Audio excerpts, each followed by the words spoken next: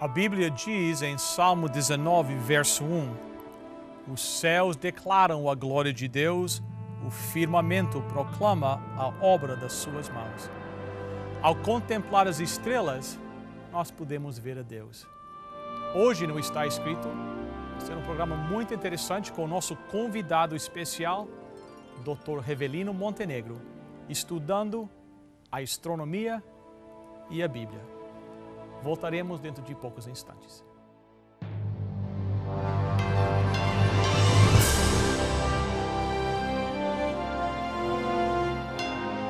Venceu a prova do tempo. O livro de Deus, a Bíblia. Ainda relevante neste mundo complexo. Está escrito, partilhando mensagens de esperança ao redor do mundo.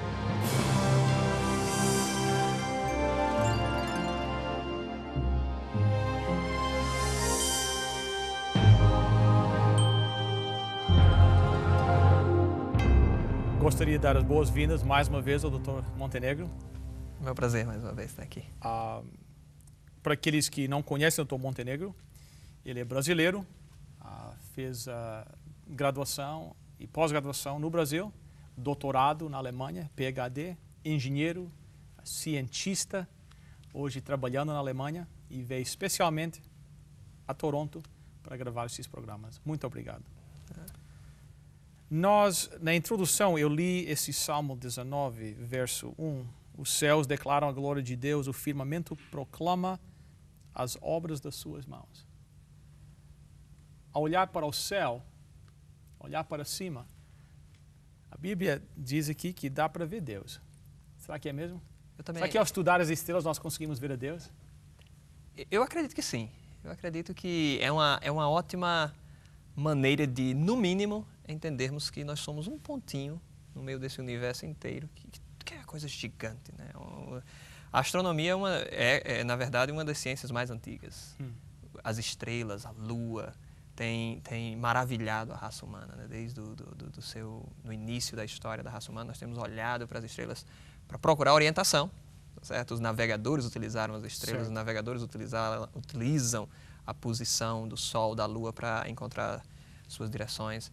E várias coisas foram formuladas em cima das estrelas. Você sabe que da astronomia surgiu a astrologia, por exemplo, essa questão mística de observar as estrelas e a posição das estrelas e dos astros e achar que tais combinações, tais posições têm uma influência sobre as nossas vidas, né? Mas o interessante é que a Bíblia não fala nisso, mas a Bíblia fala que Deus criou tudo e aquilo tudo ali serve como um testemunho. Como uma prova de, olha, existe um Criador, viu? Quem colocou essas estrelas lá em cima? Então, as estrelas são um livro também. É uma maneira de se enxergar a Deus, eu diria. É uma maneira de nós conseguirmos perceber que, olha, tem algo muito maior do que essa vida aqui, certo? Tem um texto na Bíblia que eu gosto muito. Eu gostaria de ler com você. Vamos lá. No livro de Jeremias, no capítulo 33. Certo. Na nossa última entrevista, na última vez que eu tive a oportunidade de falar aqui, nós estávamos falando sobre matemática e eu utilizei esse verso para mostrar a ideia de infinito. Certo. E hoje eu queria conversar com você e mostrar esse mesmo verso mostrando algo, uma coisa mais agora na área de astronomia. Ok. Né? Então era... 33, verso 22. 22, ok. Eu vou ler aqui, diz assim, como não se pode contar o exército dos céus. Vou parar aqui. Esse texto fala que não é possível, o exército dos céus foi entendido desde o princípio como estrelas. E os planetas e astros que existem. Desde o início, esse texto foi entendido como, olha, Deus está dizendo aqui que é impossível contar o número de estrelas que existem no céu. Quando a Bíblia foi traduzida do original em aramaico, em hebraico, para o grego, a tão famosa tradução da Septuaginta, certo. Tendo em vista que na época que foi traduzido o Império Grego é que dominava o mundo, a língua grega era a língua mais difundida, seria o inglês dos nossos dias. E naquela época vários estudiosos, vários cientistas, na época os cientistas eram chamados de filósofos, tiveram a oportunidade de estudar esse livro, estudar esse texto. E ao estudar esse texto, os cientistas, principalmente os filósofos gregos, eles ficaram espantados com esse verso, dizer, não é possível contar as estrelas do céu. Mas acontece que os cientistas sentaram na calçada das suas casas e apontaram o dedo para os céus, começaram a contar as estrelas e no fim de uma semana ou duas, chegaram a um número. Olha, tem 1024 estrelas, certo? E aí outros cientistas publicaram outros artigos dizendo, não, olha, na verdade eu contei 1050 ou 2000. Então, mas o consenso entre esses filósofos foi o seguinte, a Bíblia está errada. Isso é ridículo dizer que não é possível contar as estrelas do céu, porque nós contamos. Ou seja, 1024, 1050, não, ou seja, finito. Era um número pequeno, dava para se contar. É. Isso que é interessante. Mas o incrível disso é que por mais de 1500 anos, a ideia científica aceita no planeta, no nosso planeta, até próximo de 1600, do ano de 1600, era que havia um número limitado de estrelas no universo. Até que o telescópio foi desenvolvido e quando os cientistas começaram a utilizar essa nova ferramenta científica, eles viram, nós estivemos errados por mais de 1000 anos. Ok, então até 1600 o número aumentava, mas era sempre um... Não, na verdade o número era praticamente constante. O número era pequeno, era um número que as pessoas diziam, não, olha, dá para contar, a Bíblia é ridícula, essa história. Até que com o desenvolvimento tecnológico foi possível fabricar, né, em torno do século XV, XVI, o XVII, eles começaram a desenvolver essas ferramentas para a astronomia, foi que eles disseram, olha, nós estávamos errados esse tempo todo.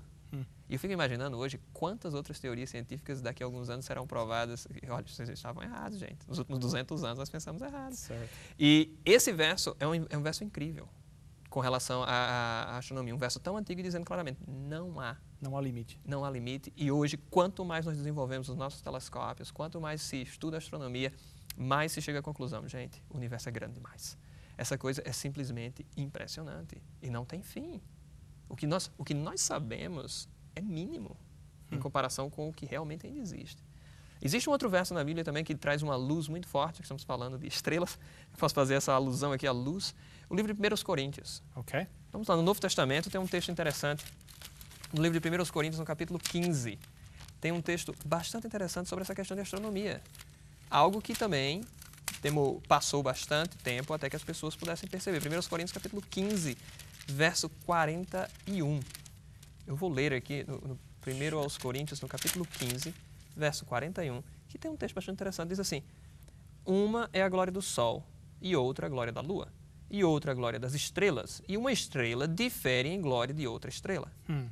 Essa expressão aqui está mostrando claramente que há no universo diferentes tipos de estrelas. Isso é algo que foi descoberto recentemente. Hoje nós sabemos que há estrelas que nós chamamos de supergigantes, estrelas anãs, estrelas azuis, estrela azul, e sempre há diferentes tipos de estrelas. E era algo que a própria ciência demorou muito tempo para poder entender isso. Enquanto a Bíblia já trazia. Já falava isso. Já fazia essa alusão clara. Interessante. De que havia essa distinção entre diferentes estrelas. E nenhum dos apóstolos, até onde eu sei, foi na Apolo 11 e conseguiu viajar pelo espaço e fazer esse estudo. Então, pouco tinha telescópio, ninguém tinha isso. Mas nós temos aquele que construiu as estrelas, né? E ele poderia muito bem explicar aos apóstolos e inspirá-los e aos escritores bíblicos para deixar marcas claras. Gente, esse livro é um livro que contém ciência verdadeira. Isso é que é incrível com relação a isso. Há um outro verso, na nossa conversa de hoje, eu queria ler alguns versos da Bíblia que mostram, olha, a Bíblia é um livro sério. A Bíblia é um livro que você deveria dar importância devida. Se há algum texto que aparentemente é contra, eu digo aparentemente, porque, na verdade, lembra do exemplo do valor de π que nós discutimos a outra vez? Yes. O problema está na gente. A gente é que não investiga como deveríamos, mas nós somos tão arrogantes ao ponto de botar a culpa em Deus. A culpa em Deus. Deus é que está errado, nós é que estamos certos. Vamos voltar para o livro de Jeremias. Okay. Eu quero mostrar esse texto bastante interessante de Jeremias, capítulo 31. 31, ok. Os versículos 35. Eu anotei vários textos, e não são os únicos, há muitos, e tenho certeza que muitos outros cientistas têm coleções de textos assim. No capítulo 31 de Jeremias, versos 35 e 36. Se você pudesse ler. Assim diz o Senhor, aquele que desenhou o sol para brilhar de dia e decretou que a lua e as estrelas brilhem de noite, que agita o mar para que as suas ondas rujam. O seu nome é o Senhor dos Exércitos. Somente se esses decretos desaparecerem de diante de mim, declara o Senhor, deixarão os descendentes de Israel de ser uma nação diante de mim para sempre. Esse texto deixa claro o seguinte, que as órbitas da Terra são precisamente estabelecidas e elas não mudam. Ele está dizendo que esses planetas e esses astros, eles têm os seus percursos já calculados. E é incrível hoje, qualquer cientista que trabalha nessa área, ele pode calcular com precisão em que dia, em que ano o cometa vai passar aqui do lado da Terra. Ele tem a órbita dele já programada, em que dia e que ano a Lua estará em tal posição. Todos eles... Nós seríamos muito arrogantes e muito bobos de não acreditar que, olha, no mínimo de se perguntar, como é que tudo isso pode vir por acaso? Como é que tanta ordem, como é que por que Júpiter não está se chocando com Plutão ou com coisas desse tipo, né? Então, essa precisão nas órbitas dos planetas, na minha opinião, eles mostram, isso é uma indicação clara de que há um Deus criador. E sem falar que esses cientistas, desculpa, os escritores bíblicos, era muito difícil para eles imaginar a questão de órbitas. Para mim até é difícil entender, quanto mais... Para nós é complicado, há pessoas até hoje que não acreditam que o homem foi à Lua. Então, eu gosto de uma piada que eu li de um senhor que, quando ele viu que o homem estava indo à Lua, ele comentou com a sua mãe, mamãe, o homem foi à Lua, e a mãe disse, não pode não, porque o pecado está confinado na Terra, não pode ir para outra parte do universo. Então, o homem é uma criatura pecaminosa, ele não pode chegar lá na Lua. Mas agora imagine há 2.000 anos, 3.000 anos atrás, a pessoa conseguir entender essa questão tão complexa das órbitas serem precisas. Um paralelo muito comum que é feito dentro do círculo de criacionistas é o fato de nós termos um relógio que tem as suas engrenagens, digamos assim, as órbitas, né? O movimento dos ponteiros bem calculados. E ninguém acreditaria que um relógio poderia surgir do nada. Então, seria muita fé para acreditar que eu poderia colocar os ponteiros, uma pilha e algumas engrenagens e umas molas dentro de um saquinho. E chacoalhar. Chacoalhar e em determinado momento essas peças viriam na posição correta, começariam a funcionar perfeitamente, até a pilha entraria na posição, né, no polo correto. Então seria muita criatividade, muita fé. Eu diria que muita fé. Agora imagine todo o universo. Organizado de maneira precisa, com todas as suas órbitas perfeitas. Mas não para aí, Bill. Tem muitos outros textos. Vamos no livro de Jó. O livro de Jó é uma aula de astronomia, é uma aula de física. O livro de Jó, no capítulo 26, tem um texto incrível. Eu realmente adoro esse livro de Jó com relação quando nós analisamos isso. Eu gostaria que você... Eu leio aqui, no capítulo 26, versículo 7, diz assim, ele estende o norte sobre o vazio e suspende a terra sobre o nada. Esse texto é simplesmente impressionante. Imaginar que o nosso planeta está suspenso no nada... Sobre nada. É uma coisa que não cabe na mente humana. Os gregos, e eram os filósofos, os cientistas da época, acreditavam em quê? Que Atlas, o deus Atlas, segurando nas costas do planeta Terra. Os hindus, e se não me engano, um dos livros sagrados do hinduísmo, contém textos, agora veja a comparação entre os livros sagrados antigos, né? Textos em que a Terra era quadrada, ou era chata, era flat, em cima de um elefante gigante, nas costas de um elefante gigante. E esse elefante estava em cima de uma tartaruga gigante. Então, para eles era mais fácil, era mais lógico acreditar nisso do que acreditar num texto que diz assim, não, a Terra está suspensa no nada. Uau. E quantas pessoas disseram, olha, essa Bíblia não faz sentido. A Bíblia é um livro bobo, é um livro que não tem condições nenhuma de se crer, né? Porque como é que vai dizer uma coisa dessa? Suspenso sobre o nada. Suspenso sobre o nada. Eu prefiro acreditar numa terra quadrada nas costas de um elefante gigante. Em cima de uma tartaruga. Em cima de uma tartaruga gigante, essa tartaruga nadando no mar cósmico, né? Então, esse tipo de visão, e nós não podemos simplesmente criticar as pessoas do passado, porque nós hoje também temos os nossos preconceitos, nós temos as nossas ideias, que nós temos tão firmes gravadas na nossa cabeça que demora até que a ciência consiga moldar. E o que eu acredito é que a ciência ela se desenvolve num sentido que aponta para a Bíblia. Certo. Okay? Tem um outro verso que eu gostaria de ler com você também, com relação, ainda no livro de Jó, no capítulo 38. Então, o que nós precisamos é simplesmente começar a ler a Bíblia com mais afinco. Um dos problemas, tópicos nós tocamos na última vez que estivemos juntos, essa ideia de preconceito, né? Se essa pessoa já vem com as ideias formuladas, aí complica. Mas alguém vem buscando a verdade, tanto olhando para a palavra de Deus, como olhando para as estrelas do céu. Exatamente. Vê a Deus. Deus vai se revelar. Não existe coisa mais clara do que isso. Eu às vezes, me imagino na situação de quando Jesus voltar, algumas pessoas que não creram nele, que o rejeitaram e vão dizer, não tive provas, né, da tua existência. E ele vai olhar, e essas estrelas, e essa natureza, e tudo isso. Yes. Eu tenho um amigo que diz, Deus, ele sussurra aos nossos ouvidos. O problema é essa barulheira toda que está aqui e as pessoas não conseguem ouvi-lo, né? E, na verdade, nós aqui estamos fazendo barulho. Mas no capítulo 38, versículo 14, diz assim, a terra se transforma como barro sob o selo, e suas feições sobressaem como vestidos.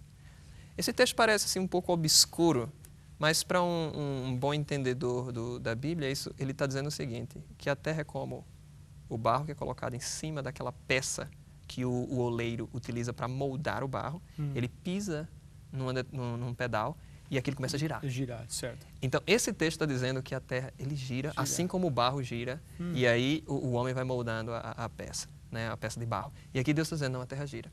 Que esse é outro conceito muito complexo de se ter, de um ponto de vista, se você está sentado aqui na terra, se você não tem essa mente matemática, essa mente científica toda, se você nunca leu um livro de Isaac Newton, um livro, texto de astronomia ou de física, compreender que nós estamos girando nunca. É algo muito complexo. Mas o livro de Jó, um livro antiguíssimo, escrito por Moisés, já trazia essa ideia. E vale salientar que Moisés, quando ele foi utilizado por Deus para escrever esse texto, nós temos que ter em mente que Moisés ele teve todo o conhecimento errôneo que ele adquiriu nas faculdades egípcias. Ele poderia ter escrito aqui as ideias que os egípcios tinham sobre a natureza, sobre o universo. E não, Deus levou Moisés para o deserto, o fez esquecer de tudo aquilo. Eu vou te ensinar a ciência verdadeira. E aqui está demonstrado. Então, a rotação da Terra é apresentada na Bíblia. A rotação está suspensa no nada, só falta agora saber qual é o formato da Terra. Vamos lá para o livro de Isaías. Ok. Nós vamos agora para o livro de Isaías, no capítulo 40. Capítulo 40 do livro de Isaías, o versículo 22. Eu apreciaria se você pudesse ler a primeira parte 22, do verso 22. Ele se assenta no seu trono acima da cúpula da terra. Certo. Aí? Cúpula da terra. Cúpula é feito em que formato, né? É redondo, né? Exatamente. Na minha versão, diz o seguinte. On the circle. Isso. Em inglês está no circle. Isso, é uma coisa circular. Esse é um outro problema muito... Para quem está sentado aqui no planeta, imaginar que esse planeta é redondo, você tem que ser muito corajoso, eu até diria, né? Você chega para um homem e diz, não, o planeta é redondo. Mas você é doido. Claro que é quadrado. Eu não vejo isso redondo aqui. Eu olho aqui e vejo tudo reto.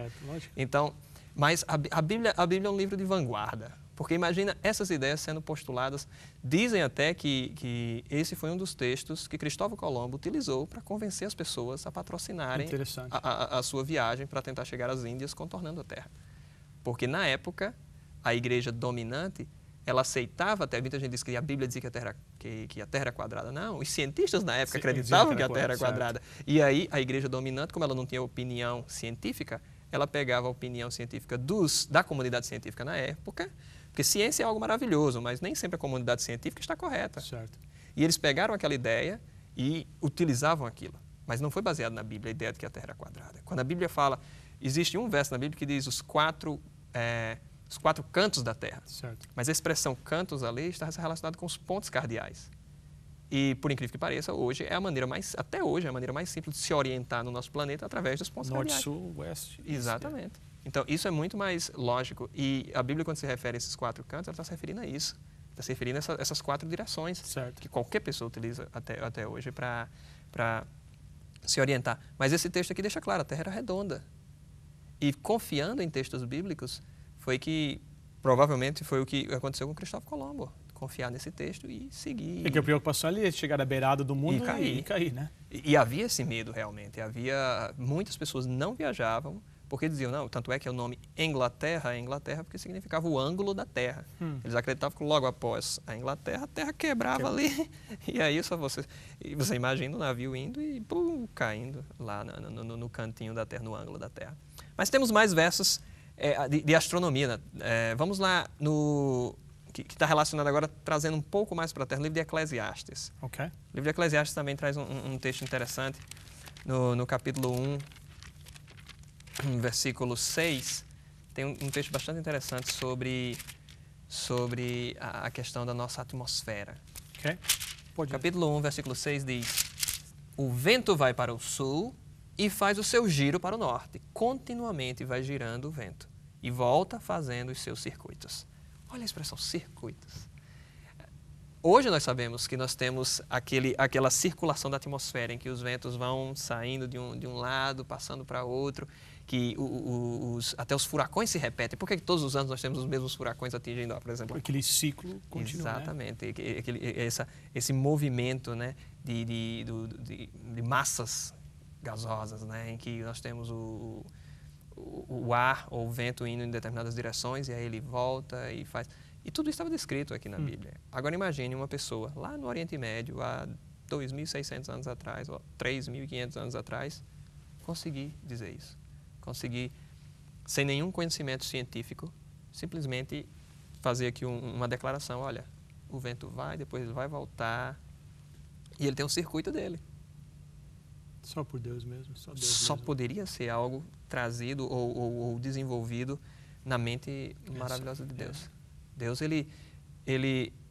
Claro que Deus ele deixou muita coisa em aberto dentro da Bíblia para que eu e você pudéssemos pesquisar. Certo? Deus é aquele que ele nos incentiva. Eu mencionei isso anteriormente. Deus é o melhor de todos os professores. Porque ele é aquele professor que faz com que o aluno se empolgue e vá atrás de descobrir. E quando você descobre, é muito mais bonito. Lógico. Então, isso em vários aspectos da Bíblia, desde a ciência da criação até a ciência da salvação e depois da transformação de uma nova vida quando Jesus voltar. Né? E agora imagine que eu espero por esse dia, quando Jesus voltar, nós pudermos visitar outros planetas, né? Conhecer outros planetas, viajarmos através do universo, que é uma coisa incrível. Existe, além dessa circulação do ar, né, que é uma demonstração clara de que Deus ele tem o domínio sobre isso, existe um outro verso que eu queria trazer para você, está no livro de Jó, que, como eu falei, o livro de Jó é uma verdadeira aula de física. Esse texto é bastante interessante, o livro de Jó, capítulo 28. No capítulo 28 de Jó tem um texto bastante interessante. Eu não sei como é que está na tua versão, mas eu gostaria que você lesse aí, o capítulo 28, verso 25. 28 e 25.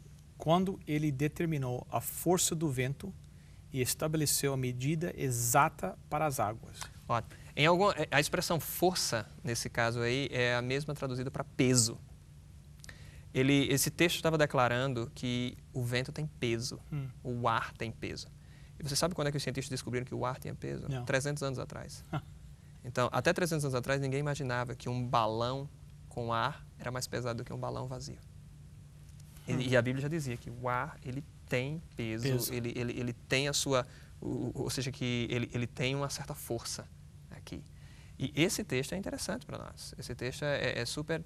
Ele nos dá a confiança de que Deus está no controle de tudo, ou que Ele nos deixou descrito aqui, olha, eu estou deixando esses versos para vocês não esquecerem. Eu sou o Deus que criou todas as coisas. Eu entendo de ciência, eu entendo de física, eu entendo de astronomia, porque Ele diz que foi Ele que criou. Exatamente. Então, nós não podemos ter dúvidas sobre isso. Todas essas provas que o doutor nos mostrou hoje, impressionante. Eu espero que isso seja um incentivo para os nossos telespectadores estudarem a palavra de Deus. Que para mim a maior prova que esta é a palavra de Deus, embora todas as coisas impressionantes que o Senhor me mostrou, é o poder que esse livro tem para transformar a vida de alguém. Claro, é muito mais convincente a transformação de uma vida, né? E Deus dá suficiente para nós vermos que Ele é que está... Deus, Bill, na minha opinião, Deus ele tem pena, por assim dizer, da nossa pouca fé. E ele nos dá certas indicações. Olha, não vacile na sua fé, tá certo? Lembre-se disso. No passado eu já falei, há um verso que diz assim, olha para o passado e você não vai temer o que o futuro traz. Exatamente. Doutor Revelino, muito obrigado outra vez. Vamos terminar esse programa com uma oração. Querido Deus, nós te agradecemos por tanto que o Senhor faz por nós. Senhor, a sua misericórdia coloca essas evidências na tua sagrada palavra para nos mostrar que tu és um Deus criador, um Deus que se importa com os teus filhos aqui na terra. Eu peço por cada telespectador nesta hora que eles possam te aceitar como Deus, que eles possam te abraçar e adorar e te reconhecer como Criador da terra. Em nome e por amor de Jesus. Amém.